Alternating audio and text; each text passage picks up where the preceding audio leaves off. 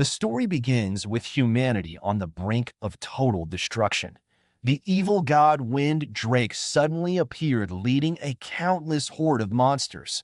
Chaos and death fell upon this land. The monsters ran to fight with weapons at the ready. The earth shook under their feet. However, there was still hope for the people.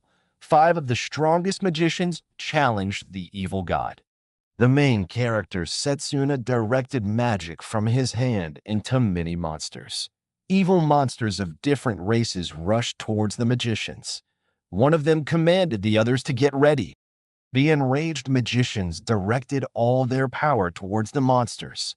Setsuna put his hand forward and angrily called out to the evil god Wind Drake. He approached him and heard that this was where his end would come. The magician began his chant for everyone to unite the 6 magical attributes and attack at the same time. A powerful explosion of the elements was directed towards the god Wind Drake. One of the magicians ordered to help their leader Setsuna. All the magicians simultaneously pierced the god Wind Drake with their beams. The magicians, with beads of sweat on their surprised faces, wondered if they succeeded. A cloud of smoke covered the ground around from which a living god was visible. He rose up menacingly, looking at the magicians, who thought with surprise that this was impossible. One of them says that this is not the end, ordering to attack more powerfully. Setsuna asks his comrades to wait, saying that they need to take a closer look.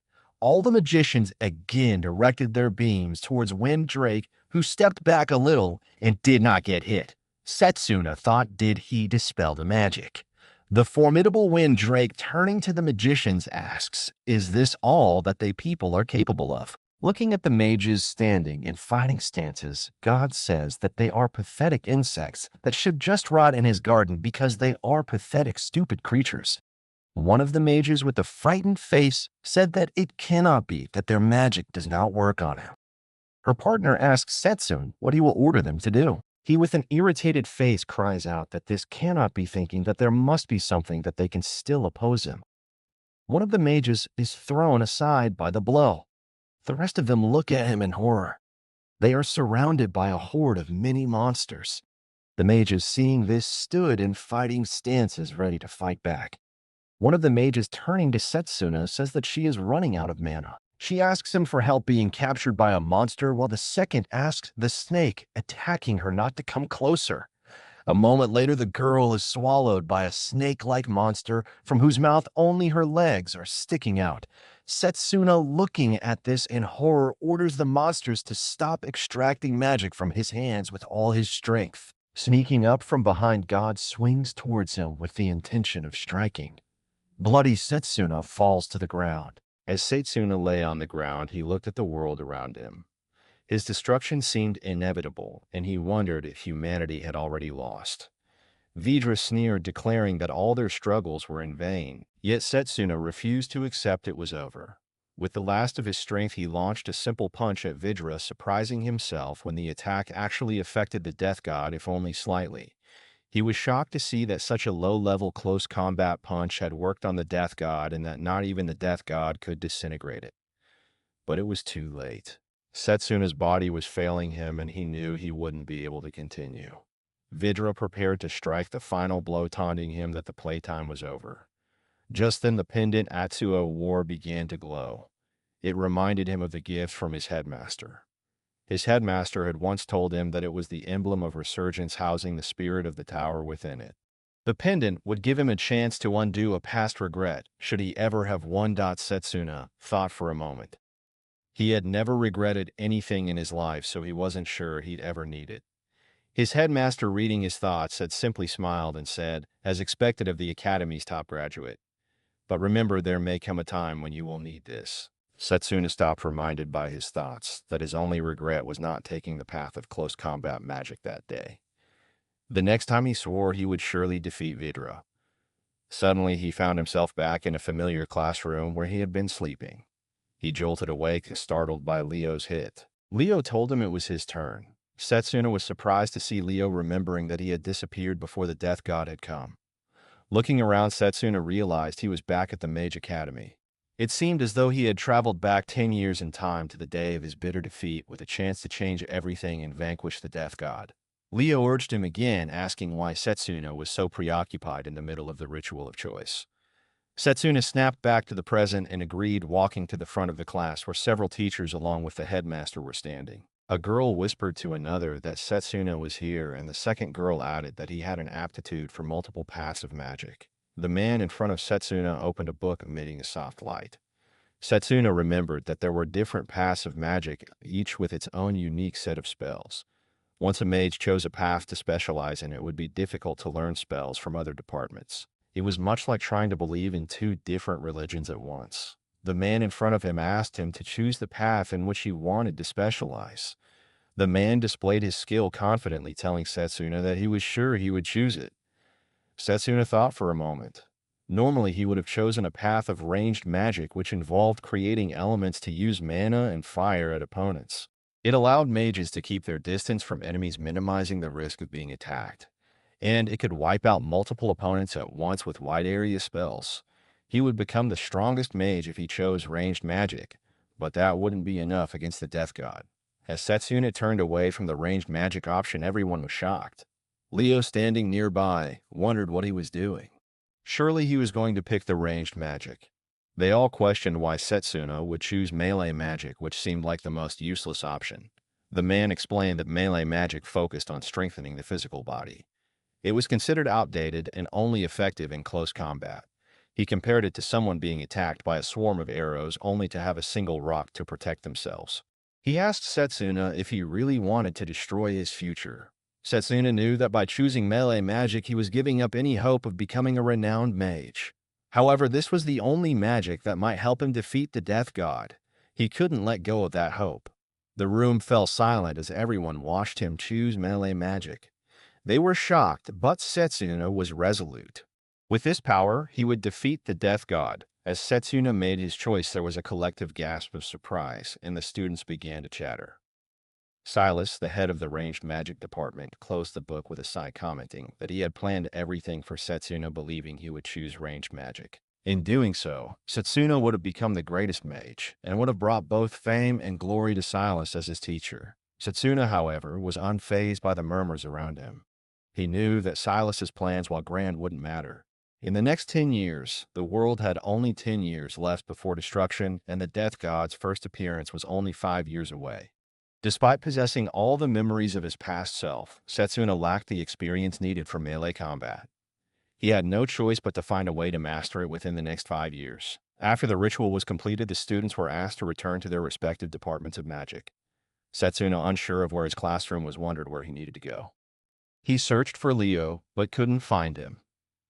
He decided to ask a nearby boy for directions, but the boy, accompanied by a girl, brushed him off, quickly mentioning that they were running late. Setsuna observed the others, who were either already moving or ignoring him, whispering among their groups.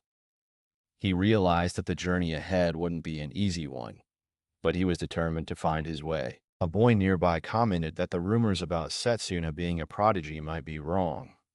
Another boy guessed that Setsuna might just want to be the center of attention, which was why he chose melee magic. Setsuna reflected on how everyone at the academy was acting so differently from before, and he realized it was all because he had chosen melee magic. He decided to check the map, remembering that there was a map of the academy in the central garden.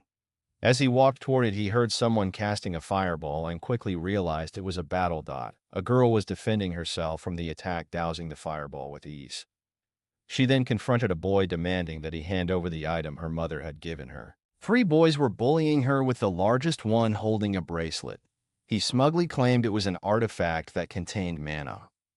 The second boy sneered, saying it was a waste to give it to a commoner like her, and that they would make better use of it. Setsuna quickly understood that the girl was from the melee magic department, and she was fighting against 3 students from the ranged magic department. The leader of the bullies raised his hand mockingly and told the girl that if she wanted the bracelet back, she'd have to take it from them using her useless melee magic. He then attacked her again with multiple fireballs. The girl responded by activating her physical boost, a core ability of melee magic, which enhanced her physical abilities. While an enhanced body could help her evade attacks, it would be useless if the opponent was out of range. Undeterred, she then summoned the power saved up by her mother for years to get her the bracelet. She asked them if they really expected her to just hand over such a precious item without a fight. She formed a mana blade and Setsuna immediately recognized what it was. However, he doubted it would be enough to fight back against the three of them.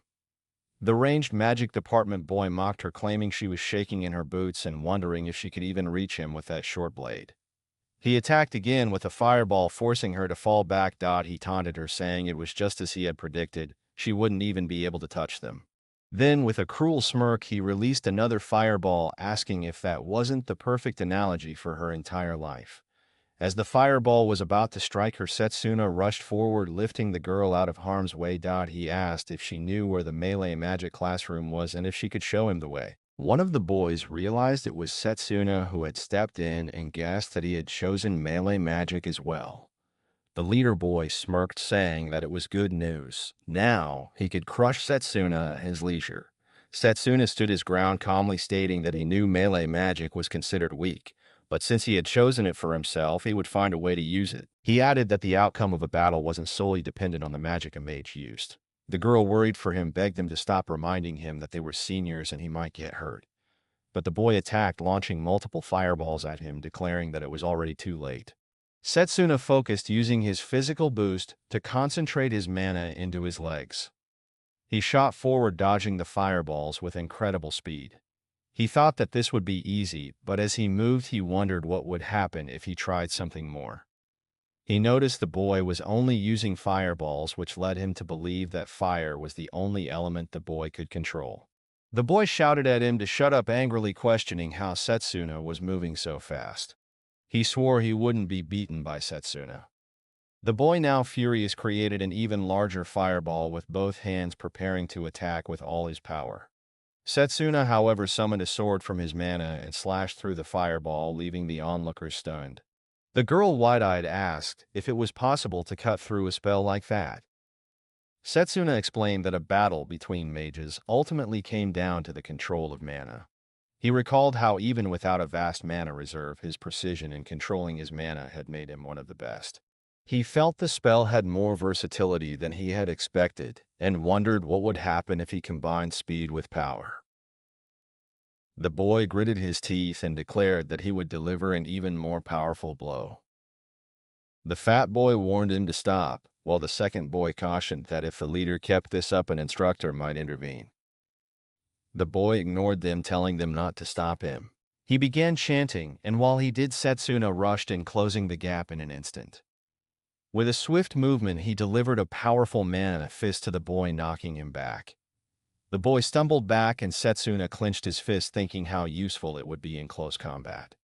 One of the boys wondered if melee magic wasn't the weakest magic, and the only difference was that Setsuna was wielding it. How had he become so strong?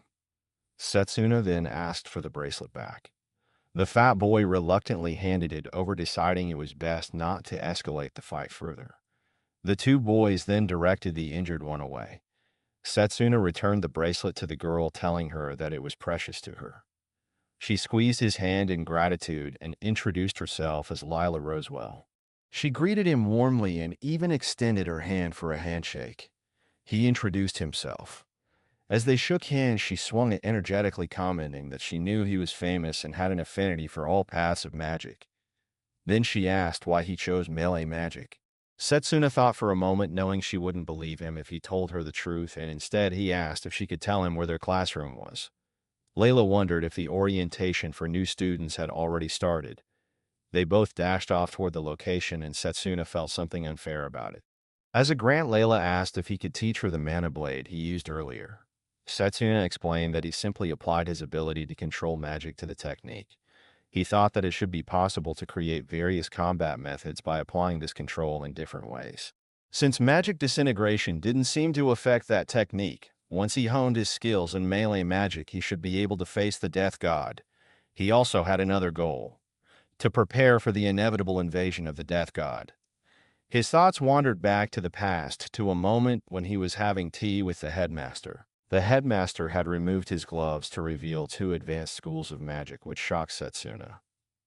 He learned that the symbol on the headmaster's right hand represented summon magic, but there was also a mysterious symbol on his left hand that Setsuna had never seen before. As Setsuna was about to ask about it, the headmaster replied that he would explain later in due time and that he trusted Setsuna with the secret. But Setsuna never got to learn the truth. The headmaster was assassinated shortly after the Death God's arrival. The culprit was the Death God himself, who had feared the headmaster's abilities. Setsuna believed that if he could uncover the secret of the second path of magic, it might give him the power to change the fate of the world. Layla led him toward a building, saying they had reached their destination. Setsuna pondered how he could catch the headmaster's attention with his melee magic. The instructor was frustratingly critical even though Setsuna hadn't been late. However, showing up with a girl seemed to have made things worse.